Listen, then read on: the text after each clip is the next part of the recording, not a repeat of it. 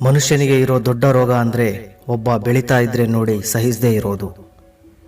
ನೀನು ಅಂದುಕೊಂಡಿದ್ದನ್ನು ಸಾಧಿಸೋಕೆ ಮಾತು ಮೊದಲ ಅಸ್ತ್ರ ಆದರೆ ಮೌನ ಕೊನೆಯ ಅಸ್ತ್ರ ಅಂತ ಅರ್ಥ ಮಾಡ್ಕೋ. ನಮ್ಮ ಹತ್ರ ಏನೂ ಇಲ್ಲದಾಗ, ನನ್ನ ಕಥೆ ಮುಗೀತು ಅನಿಸಿದಾಗ ನಮ್ಮ ಜೊತೆಯಲ್ಲಿ ಯಾರು ಇರ್ತಾರೋ ಅವನೇ ನಮ್ಮ ನಿಜವಾದ ಸ್ನೇಹಿತ. ಪ್ರತಿ ಸಲ ಸೋಲಲ್ಲ, ನಿಂಗೆ ಅಂತ ಒಂದಿನ ಬರುತ್ತೆ. ಅಲ್ಲಿವರೆಗೂ ಬೊಗಳೋ ಪ್ರತಿ ನಾಯಿಗೂ ಆನ್ಸರ್ ಮಾಡ್ತಾ ಹೋದರೆ ನೀನು ಚೀಪ್ ಆಗ್ತೀಯ. ಅದಕ್ಕೆ ಸೈಲೆಂಟ್ ಆಗಿರು. ಒಂದು ಸಲ ಗೆಲುವು ನಿನ್ನದಾದರೆ ಆ ಧ್ವನಿ ಪ್ರಪಂಚಕ್ಕೆ ಕೇಳಿಸುತ್ತೆ. ಆಗ ಬೊಗಳಿರೋ ಪ್ರತಿಯೊಬ್ಬ ಬಾಲ ಅಲ್ಲಾಡಿಸ್ಕೊಂಡು ನಿನ್ನ ಹತ್ರ ಬರ್ತಾನೆ. ಅಲ್ಲಿವರೆಗೂ ಸೈಲೆಂಟ್ ಆಗಿ ಇರು. ಒಂಟಿಯಾಗಿರು, ತಾಳ್ಮೆಯಿಂದಿರು, ಯಾರ ಹಿಂದೆಯೂ ಜಾರದಿರು. ನೀನೇ ಬೇಕೆನ್ನುವವರು ಬರಲಿ, ಬೇಡವೆನ್ನುವವರು ದೂರವೇ ಇರಲಿ. ಜೀವನದಲ್ಲಿ ಯಾರಿಗಾದರೂ ಗೋಗರಿ ಬೇಡ, ಯಾವುದು ಶಾಶ್ವತವಲ್ಲ. ನಿನ್ನ ಬದಲಾದ ವರ್ತನೆಯನ್ನು ಮಾತ್ರ ಗುರುತಿಸುವ ಜನ ಅವರ ಯಾವ ವರ್ತನೆಯಿಂದ ನೀನು ಬದಲಾದೆ ಎಂದು ಗುರುತಿಸುವುದೇ ಇಲ್ಲ.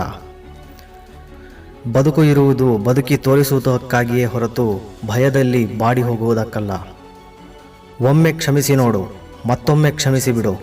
ಗೊತ್ತಿದ್ದು ಅದೇ ಮರುಕಳಿಸಿದರೆ ಅದೇ ನಿನಗೆ ಮಾಡುತ್ತಿರುವ ಮೋಸ ಎಂದು ತಿಳಿದು ಸುಮ್ಮನಾಗಿ ದೂರ ಸರಿದು ಬಿಡು. ಇಲ್ಲಿ ಹೆಣವನ್ನು ಮಾತ್ರ ಬೇರೆಯವರು ಹೊರೋದು, ಕಷ್ಟ ಸುಖಗಳನ್ನು ನೀನೇ ಹೊರಬೇಕು. ಆದ್ದರಿಂದ ಭುಜಗಳಿಗಿಂತ ಮನಸ್ಸು ಗಟ್ಟಿಯಾಗಿರಲಿ. ಒಬ್ಬ ನಾಯಕ ಹೇಗಿರ್ತಾನೋ ಅವನ ಸೈನ್ಯ ಕೂಡ ಹಾಗೆಯೇ ಇರುತ್ತೆ, ಅದು ಒಳ್ಳೆಯದಾಗಲಿ ಕೆಡುಕಾಗಲಿ. ಈ ಭೂಮಿ ಮೇಲೆ ಯಾವ ಜೀವಿ ಎಷ್ಟು ಎತ್ತರಕ್ಕೆ ಬೆಳೆದರೂ ಕೊನೆಗೆ ಮಣ್ಣಲ್ಲಿ ಮಣ್ಣಾಗಬೇಕಷ್ಟೇ. ಹೋರಾಟಕ್ಕೆ ಮೊದಲು ಶತ್ರುಗಳನ್ನು ಅಧ್ಯಯನ ಮಾಡಿಕೊ. ಅವನ ಸಾಮರ್ಥ್ಯ ಕೊರತೆ ಅರ್ಥವಾದರೆ ಅರ್ಧ ಯುದ್ಧ ಗೆದ್ದಂತೆ. ಯಾಕೆ ಯಾವಾಗಲೂ ನಿನ್ನ ಜೊತೆ ಯಾರೂ ಇಲ್ಲ ಅಂತ ಕೊರಗುತ್ತೀಯ? ಒಬ್ಬಂಟಿಯಾಗಿದ್ದರೆ ಉಸಿರಾಡೋಕೆ ಆಗ್ತಾ ಇಲ್ವಾ? ಪ್ರಾಣ ಹೋದಂತೆ ಆಗ್ತಾ ಇದೆಯಾ? ಆಗಲೇ ಮರೆತು ಹೋದಾ?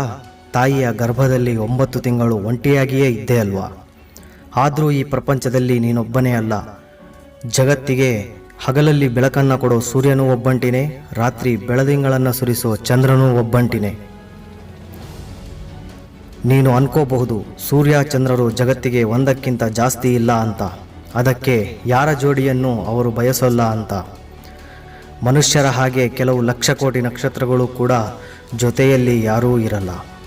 ನೀನು ತಿಳಿದುಕೊಳ್ಳಬೇಕಾದ್ದು ಇಷ್ಟೇ, ಯಾರಾದರೂ ಯಾರಿಗೋಸ್ಕರನೂ ಸುಮ್ಮನೆ ಬರೋದಿಲ್ಲ. ಬರೋವಷ್ಟು ಖಾಲಿ ಯಾರೂ ಇಲ್ಲ ಇಲ್ಲಿ. ನಿನ್ನ ಕಣ್ಣೀರು ಒರೆಸಲು ಯಾವ ಕೈ ಕೂಡ ಬರಲ್ಲ, ನೀನೇ ಒರೆಸ್ಕೋಬೇಕು. ಸಾಧ್ಯವಾದಷ್ಟು ನಿನ್ನ ಕಷ್ಟವನ್ನು ಕಣ್ಣೀರಿಗೆ ಹೇಳೋದು ಬೇಡ. ಒಂಟಿತನದಲ್ಲೂ ಆನಂದವನ್ನು ಹುಡುಕಿಕೋ. ಮನಸ್ಸಿಗೆ ಇಷ್ಟವಾದ ಕೆಲಸ ಮಾಡು. ಅದನ್ನು ಬಿಟ್ಟು ಹೇಗೆ ಯಾವಾಗಲೂ ಇನ್ನೊಂದರ ಮೇಲೆ ಆಧಾರ ಪಡೋ ಬಳ್ಳಿ ಥರ ಇರಬೇಡ.